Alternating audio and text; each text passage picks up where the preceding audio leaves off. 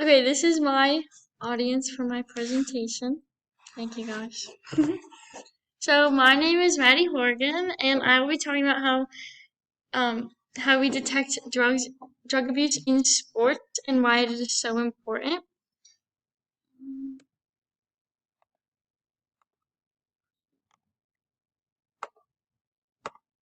So this is important because over 3,000 athletes worldwide test positive for drug abuse each year.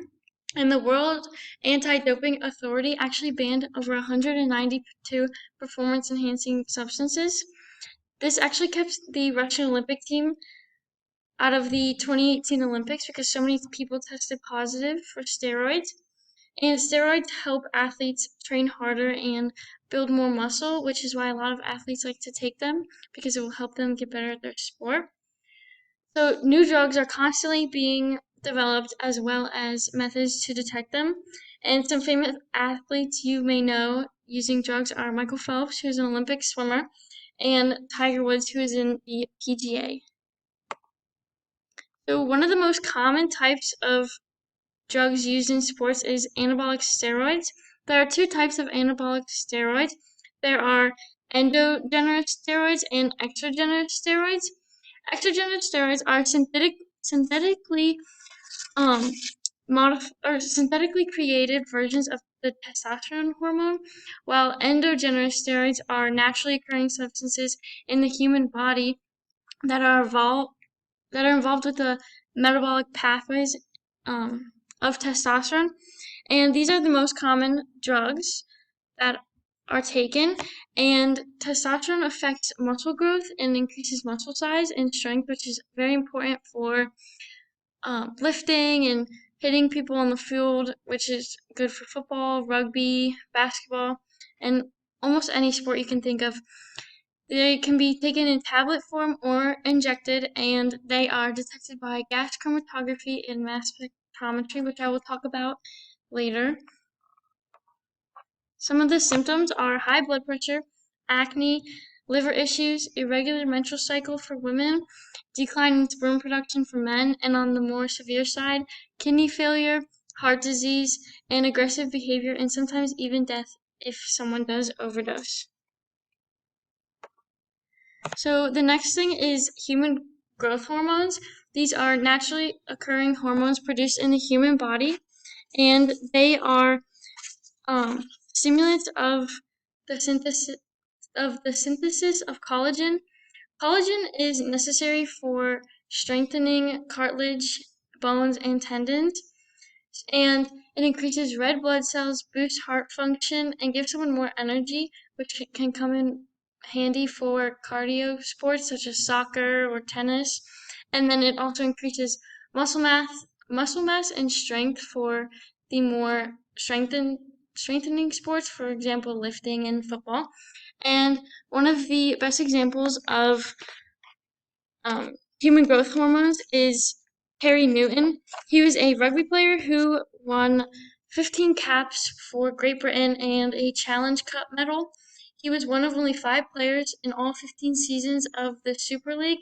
The Super League is a top-level professional rugby league, and he tested positive for human growth hormones in 2010, and he was banned from 2 years from all rugby.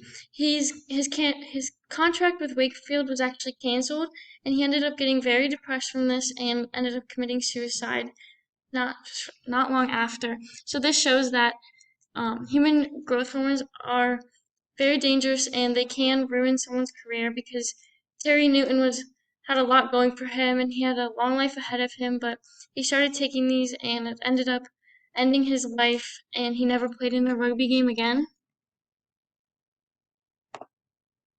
The next thing I wanted to talk about was blood doping. Blood doping is actually on the newer side of substances for sports. It increases a person's red blood cell mass and it delivers more oxygen to the muscles, which increases performance and stamina for running or tackling. And there are 3 main types of blood doping. There's EPO, synthetic oxygen carriers, and blood transfusions. But the main one I wanted to talk about was EPO, which is naturally produced by the kidneys, and it is a peptide hormone, and it can cause heart attack, blood clotting, and thickening of blood. But those are just the short-term effects. We don't know the long-term effects because this is such a new thing to do.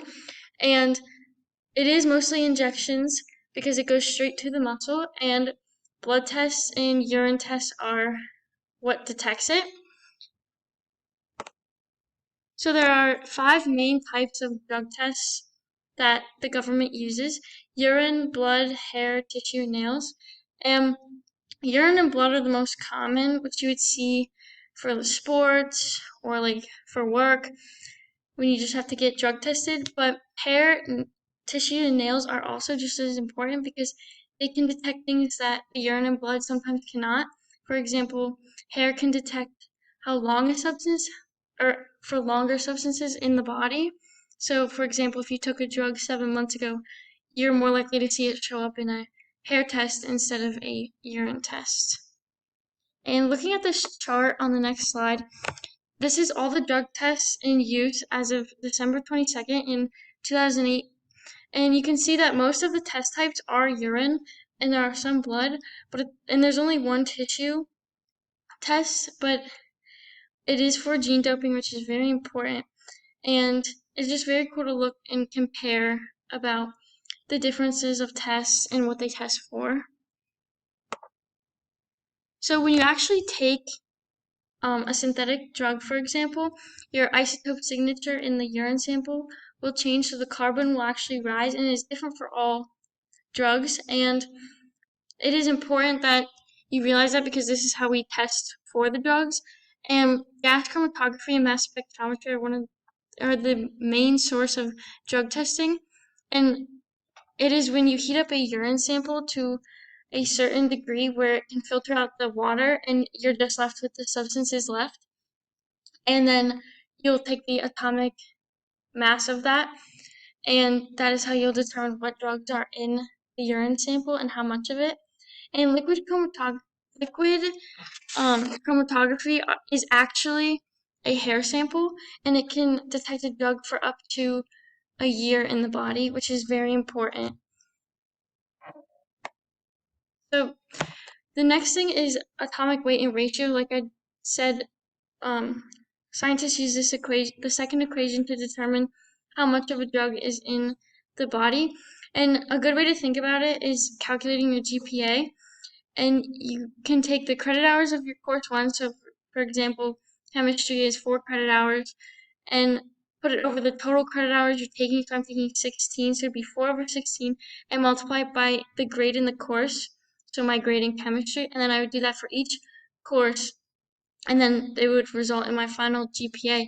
But when we're finding the drugs in a sample, you do the percentage of abundance of isotope 1, which is given, divided by 100, and then you multiply that by the mass of the isotope that you're testing from the urine sample, and you would add that all up to get a final answer of what is in the urine sample.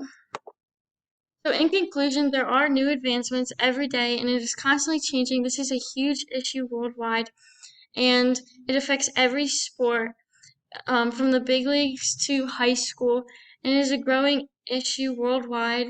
It is not just in the U.S.